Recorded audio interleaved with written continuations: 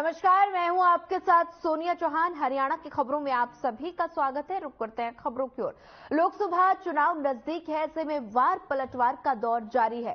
पूर्व सीएम मनोहर लाल ने कांग्रेस पर निशाना साधते हुए कहा कि कांग्रेस के नेता जनता को भ्रमित करने के लिए बयानबाजी कर रहे हैं। कांग्रेस 1.5 महीने से प्रत्याशियों की सूची तैयार करने में लगी है, लेकिन आज तक अपने उम्मीदवार घोषित नहीं कर पाए।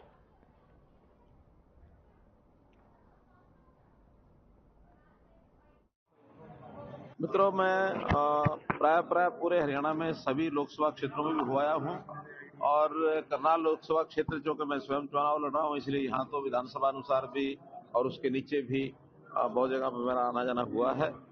सारी व्यवस्थाएं सब बन गई हैं, कार्यकर्ता काम में लग गए हैं, कार्यालय सब खुल गए हैं। जैसा यहाँ का कार्यालय भी कुछ दिन पहले मैं स्वयं उद्घाटन के अवसर पर आया था। आज यहाँ कार्यालय के अंदर फिर मुझे आने का मौका मिला है, तो सब कार्यकर्ता अपने काम में लगे हैं। और आज की विशेष बात यह है कि हरियाणा के बहुत से और लोग भी, जिनको ये पता लगा कि यहाँ पर मैं आज शाम को रहूंगा, तो जो पार्टी ज्वाइन करना चाहते हैं उसमें बहुत से लोग आकर के मिले हैं। और प्रत्यक्ष एक हमारे जो क्या नाम पुरिया, मनोज बेगमपुरिया, ये बहुत अच्छा एक नौजवान और बहुत पहले से साथ में खड़े हैं, तो इन्होंने पार्टी ज्वाइन की है। इनके बहुत से साथी भी आज यहाँ आए हैं, लेकिन अभी तो केवल मिलने के लिए आए थे, लेकिन इनकी इच्छा होगी कि आज में पार्टी ज्वाइन करो। बाद में एक बड़े कार्यक्रम में इनके और भी साथी होंगे, बड़ी रैली करके भी उनको सबको पार्टी में ज्वाइन कराया जाएगा।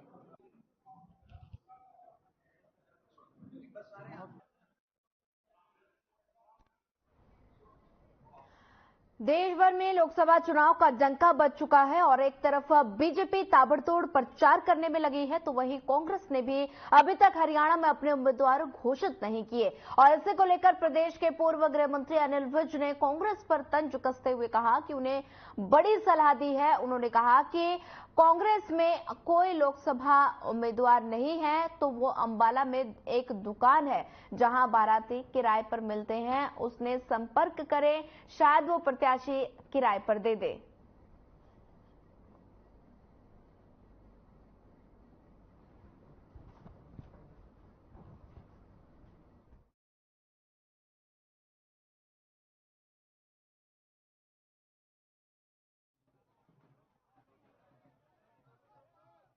अंबाला लोकसभा की जनता नरेंद्र मोदी जी को प्यार करती है और अंबाला लोकसभा की जनता ने नरेंद्र मोदी जी को तीसरी बार देश का प्रधानमंत्री बनाने का निर्णय कर लिया है। जो नरेंद्र मोदी जी का नारा है कि अब की बार 400 पार, उसमें एक कमल अंबाले का होगा, तो जनता ने ये मन बना लिया है। और आज अंबाला कैंट में मैं अपने बड़े भाई अनिल विज जी के साथ हूँ। पूरे बाजार में जाएंगे और इससे पहले हमने रोड शो भी यहाँ किया था, वो भी बड़ा जबरदस्त था। लोगों का समर्थन, लोगों का प्यार भारतीय जनता पार्टी के साथ है और भारतीय जनता पार्टी के साथ ही तीसरी बार देश का प्रधानमंत्री बनाने का लोगों ने मन बना लिया। तो देखिए, चुनाव अभियान हमारा पूरी तरह से शुरू हो चुका है। हम दुकान दुकान जाएंगे, घर घर जाएंगे, हर मतदाता को मोदी जी का पैगाम पहुंचाएंगे। जो कुछ मोदी जी ने किया है इस देश के लिए और जो वो करने का सोच रहे हैं, हम उससे लोगों को बताएंगे उसके बारे में। तो उनको मेरा ख्याल मिल नहीं रहे हैं, ढूंढ रहे हैं वो, और मेरा उनको सुझाव है।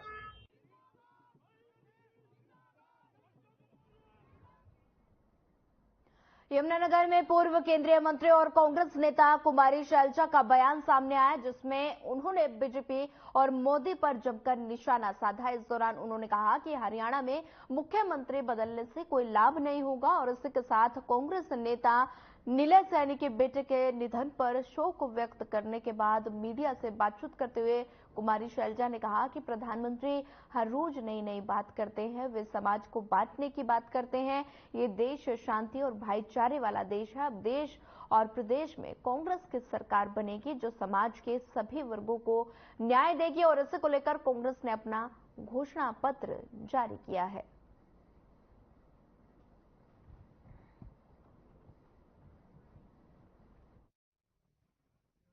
ऐसा है, मैंने पहले ही कहा, इनके पास केवल और केवल लोगों को बांटने का फॉर्मूला है जो चलेगा नहीं। कृपया करके ये बता दें इन्होंने देश को 10 साल में क्या दिया है सिवाय नफरत फैलाने के। ये तो भारतीय नफरत पार्टी आप समझ लीजिए, और कुछ नहीं है। ना आपने लोगों को रोजगार दिया है, ना आपने महंगाई कम की है। 10 साल का अपना लेखा जोखा ये बता दें। अगर इनके पास कुछ होता तो माननीय प्रधानमंत्री जी उसकी बात करते, भाजपा उसकी बात करती।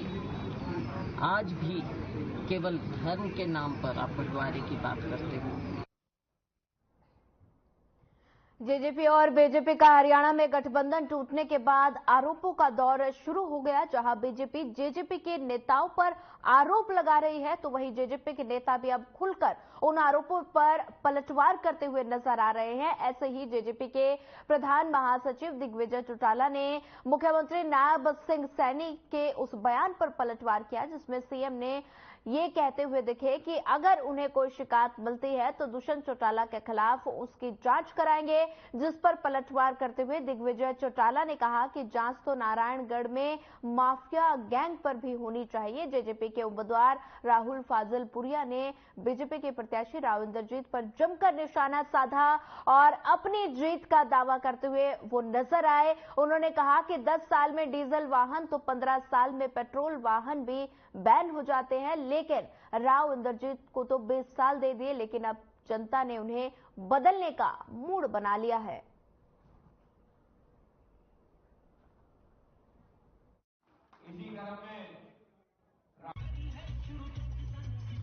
आज बादशाहपुर के अंदर हम यहाँ कम्युनिटी सेंटर में और गांव के मंदिर में माथा टेकने आए हैं। सैकड़ों लोगों का जन समर्थन भाई राहुल फाजलपुरिया के पक्ष में आपको देखने को मिल रहा है।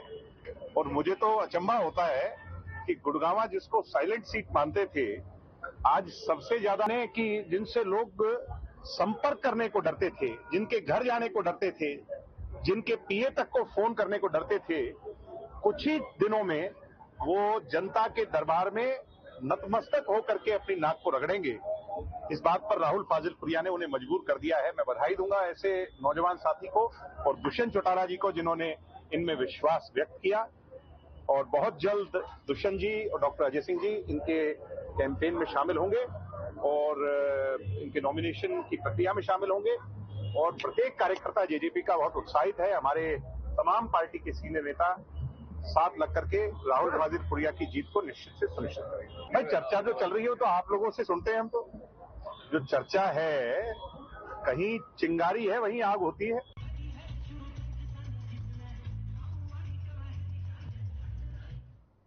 फरीदाबाद में स्थित बादशाह खान सिविल अस्पताल में एक डॉक्टर के खिलाफ शिकायत की जांच में पहुंचे और एक पीड़ित परिवार पर एक फर्जी झोला छाप डॉक्टर ने अस्पताल परिसर में ही मारपीट कर दी।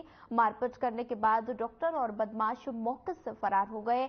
वहीं हमले के बाद प्रीति परिवार ने डायल 112 पर पुलिस को बताया और घटना के बाद के सरकारी अस्पताल में लेकर गए।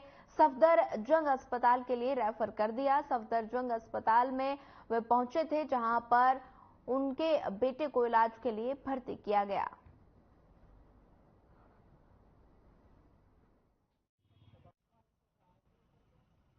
हम इंक्वायरी पे से नीचे आए थे तो इर्द-गिर्द को गुंडे छिपे हुए थे, तो एकदम जब हम पीछे से जब अटैक करा एकदम मारपीट चालू कर दी हम पे सब पर। किस चीज की इंक्वायरी चल रही है?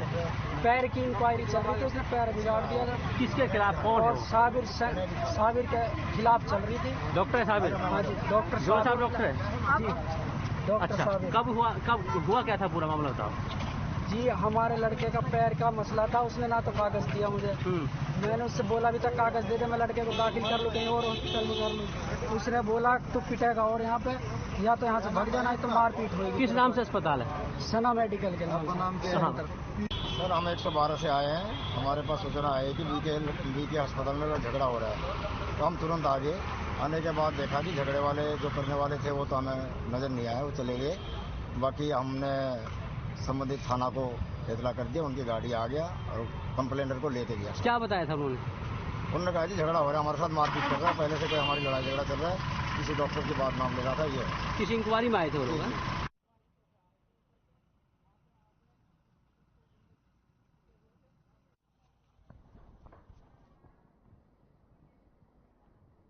फरीदाबाद एंटी करप्शन ब्यूरो ने सेक्टर 12 जीएसटी विभाग में तैनात एक ईटीओ और उसके 2 सहयोगियों को 5,20,000 की रिश्वत लेते हुए गिरफ्तार कर लिया। और बता दें कि एंटी करप्शन ब्यूरो ने जाल बिछाकर ईटीओ और उसके 2 अन्य सहयोगियों को जीएसटी कार्यालय से रिश्वत लेते रंगे हाथों गिरफ्तार किया। हालांकि जीएसटी विभाग में तैनात ईटीओ भूषण 2 दिन बाद अपनी रिटायरमेंट पूरी कर घर जाने वाले थे, लेकिन घर जाने से पहले वो हवालात पहुंच गए। फिलहाल एंटी करप्शन ब्यूरो की टीम ने तीनों की गिरफ्तारी के बाद मामला दर्ज कर आगे की कार्रवाई शुरू कर दी है।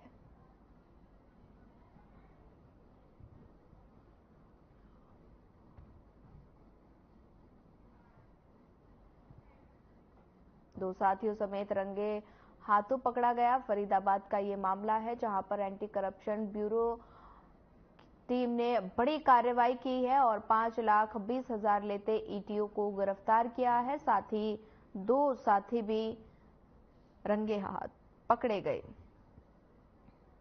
मामला फरीदाबाद का है जहां एंटी करप्शन ब्यूरो की टीम ने बड़ी कार्रवाई की है और 5,20,000 रुपए लेते हुए रिश्वत लेते हुए रंगे हाथ गिरफ्तार हुआ और साथ ही 2 साथी भी गिरफ्तार हुए हैं। ईटीओ गिरफ्तार हुआ और 5,20,000 रुपए की रिश्वत लेते हुए ईटीओ को गिरफ्तार किया गया है। बता दें कि फरीदाबाद में एंटी करप्शन ब्यूरो की टीम ने बड़ी कार्रवाई की है। 5,20,000 लेते हुए ईटीओ को रंगे हाथ गिरफ्तार किया गया है। साथ ही 2 साथियों को भी धर दबोचा।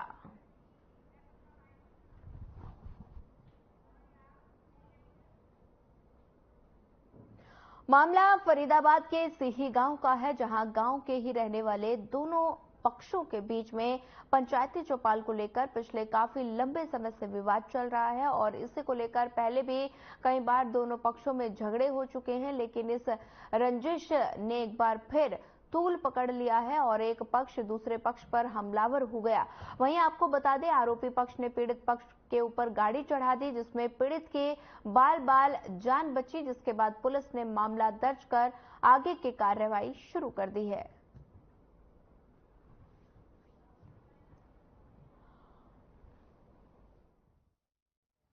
देखिए सीही गांव का मैटर है ये और हमारे पास अभी सेक्टर 8 पुलिस स्टेशन के अंदर इसके में कंप्लेंट मिली है।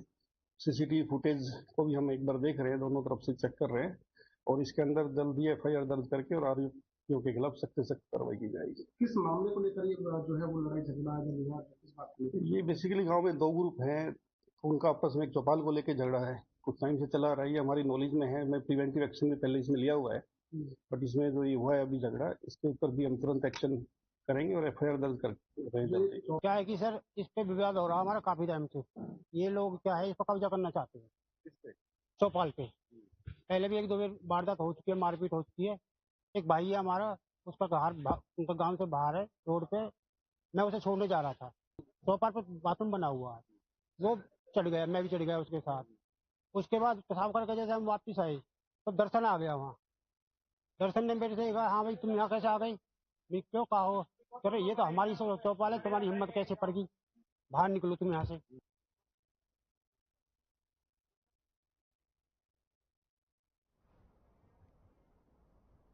स्वामी ज्ञानानंद महाराज ने यमुनानगर के सरोजनी कॉलोनी में आयोजित हनुमान जन्मोत्सव में हिस्सा लिया। साथ ही श्रद्धालुओं ने उनका आशीर्वाद भी लिया और इस दौरान महामंडलेश्वर स्वामी ज्ञानानंद महाराज ने सभी देशवासियों को बता दें कि चुनाव में अपने मताधिकार का प्रयोग करने की अपील की। साथ ही मतदाताओं का आह्वान किया और ये मतदाता सबका अधिकार है। साथ ही जनता की तरफ से और जनता के लिए प्रतिनिधियों को चुना गया और इसलिए राष्ट्रहित में ध्यान रखकर सभी मतदान अवश्य करें। साथ ही हमारा देश विश्व का सबसे बड़ा लोकतंत्र है।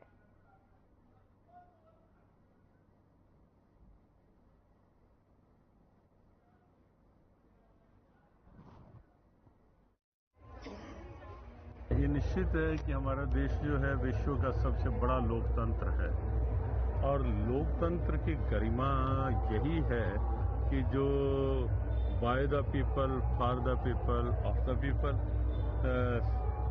जनता के द्वारा, जनता के लिए।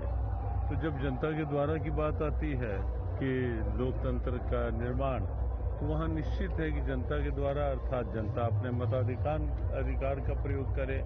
मतदान अधिकार भी है और मतदान कर्तव्य भी है।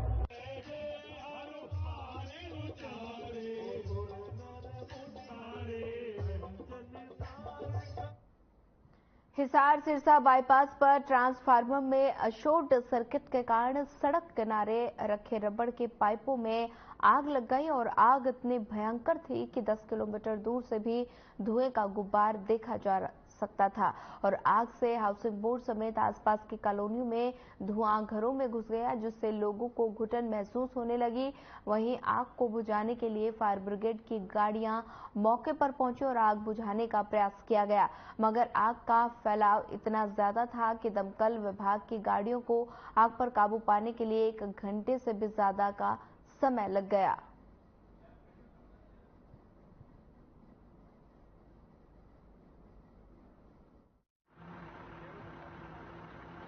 यहाँ पे ट्रांसपोर्ट है, उसके अंदर चिंगारी उठी और जो नीचे कचरा पड़ा रहता है उसमें आग लगकर ये प्लास्टिक पाइप बुझ गई और आग इतनी भयंकर थी कि जो ये साइड में घर है उनके अंदर तक धुआं हो गया था।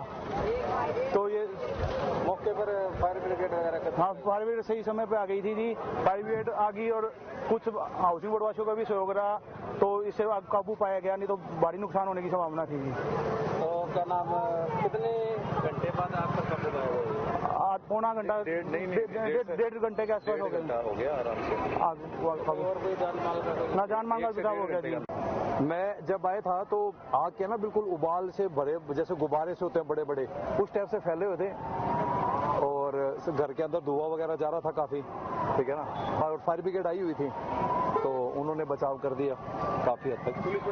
पुलिस प्रशासन आई हुई थी, उनका सहयोग रहा और हाउसिंग बोर्ड वासियों का भी सहयोग रहा इस चीज के अंदर। बिल्कुल, अब तो काफी कंट्रोल कर लिया गया काफी हद तक। आग किसमें लगी हुई थी? हाँ जी, आग किसमें लगी हुई थी? किसमें लगी हुई थी ये तो बता रहे हैं जी, ट्रांसफार्मर में कोई चिंगारी उठी है। हमारे पास 1:45 बजे इसकी कॉल आई, मैसेज आया, भाई अपना सिरसा रोड पे पाइप में आग लग रही है। मौके पर 3 गाड़ियां मौके पहुंचाई, बाद में फिर और गाड़ियां जरूरत पड़ी, 4 गाड़ी और लेके आए। आसपास के जो स्टेशन थे वहां से हमने गाड़ी मंगवाई। तो सर ये हमारा फॉर्म होता है AFFF एक्टिव फ्लेमिंग फॉर्म, उसका हमने यूज किया सर, जहाँ की सहायता से हमने आग पर काबू पाया सर। लगभग 200 लीटर। कितने पाइपों में आग लगी हुई है? ये सर 40 से 50 पाइप हो गए सर ये। अच्छा जी, तो कितने घंटे के अंदर आग पर? हम से 1 से 1.5 घंटा लग गया सर, 1 से 1.5 घंटा लग गया। 7 से 8 गाड़ी थी और 10 से 12 पंप की कैन हमारी यूज हो गई। यहाँ ये जो अपने पाइप पड़े हैं प्लास्टिक के, कूड़ा कचरा पड़ा हुआ था और शॉर्ट सर्किट की वजह से या किसी ने चिंगारी कोई बीड़ी सिगरेट की वजह से लगी होगी। अभी जांच की जाएगी, इसकी जांच के बाद ही पता लगेगा। मतलब कितने पाइप थे यहाँ पे लग रहे? यहाँ पाइप आपके सामने दिख ही रहे हैं, काफी पाइप पड़े थे ये। तो कोई जान का कोई जान माल का कोई नुकसान नहीं है। फायर ब्रिगेड जल्दी आ गए थे और उन्होंने इस पर काबू पा लिया था।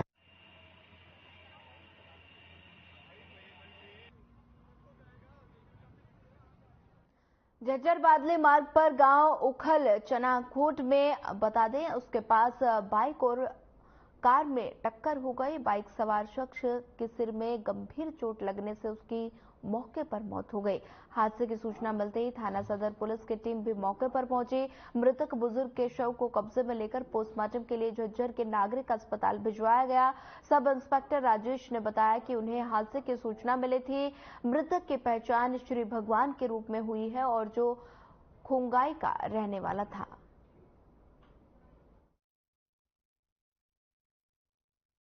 ये कल 22/4/24 को रात को हमारे को सूचना मिली थी करीब 10 बजे बादली गुड़गांव रोड पर कोट बस अड्डा के पास एक एक्सीडेंट हुआ है कार और मोटरसाइकिल का। जो हम मौके पर पहुंचे थे, इसको कार चालक वाला था, उसने आगे था, मोटरसाइकिल वाला पीछे था। जो उसने कार वाले ने अचानक ब्रेक लगने के कारण मोटरसाइकिल वाला टकरा गया पीछे से और चोट लगने के कारण वो इलाज के लिए यहाँ लेकर गया। डॉक्टर साहब ने मृत घोषित कर दिया। कार वाले के खिलाफ एक्सीडेंट का पर्चा दर्ज कर दिया है, मरने वाले के भतीजे के बयान पर। कहाँ से कहाँ जा रहे थे? ये अपने झज्जर से अपने गांव खुंगाई जा रहा था। अच्छा। खुंगाई का रहने वाला था। झज्जर में टायर पंचर की दुकान थी। झज्जर में एक नील गाय बाइक के सामने आ गई, जिसे बाइक अनियंत्रित हो गई। हादसे में एक व्यक्ति की मौके पर ही मौत हो गई। हादसे की सूचना मिलते ही पुलिस भी मौके पर पहुंची और जांच अधिकारी ने बताया कि कंट्रोल रूम से शिकायत मिली थी, कि जिसके बाद पुलिस मौके पर पहुंची और शव को पोस्टमार्टम के लिए भेज दिया गया।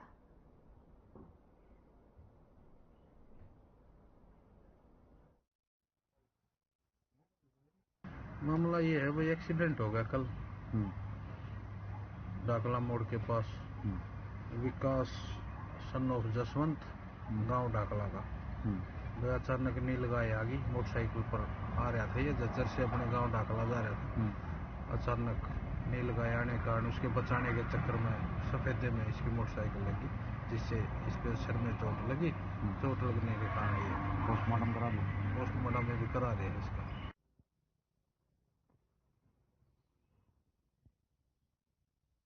यमुनानगर में हुए ऑनर किलिंग मामले में पुलिस ने सभी 5 आरोपियों को गिरफ्तार कर लिया। और बता दें कि शहर की हनुमान कॉलोनी में एक युवक की चाकू मारकर हत्या कर दी गई थी।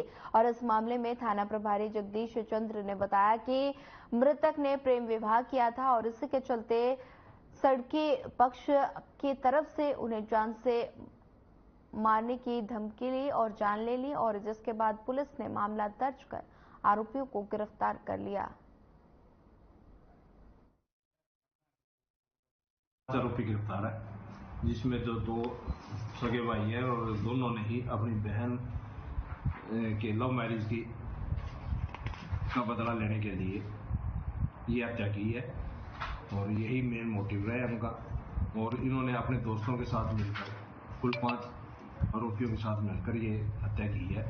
बाकी 2 आदमियों को और चोटें बचाई हैं, जो जेर इलाज है। हमने इनको कल गिरफ्तार कर लिया था और आज अदालत में पेश किया, जिनके 2 दिन पुलिस रिमांड पर लिया गया है।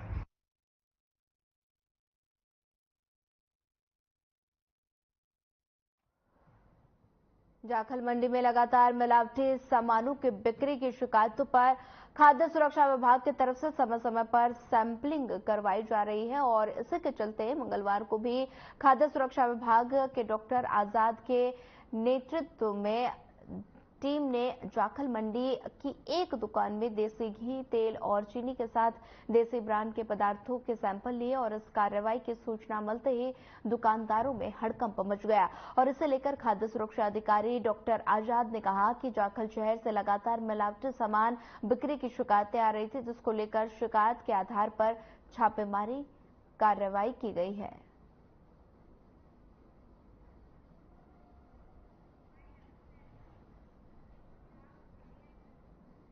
फिलहाल इस बुलेटिन में इतना ही। ज्यादा खबरों के लिए बनी रहिए हमारे साथ। नमस्कार।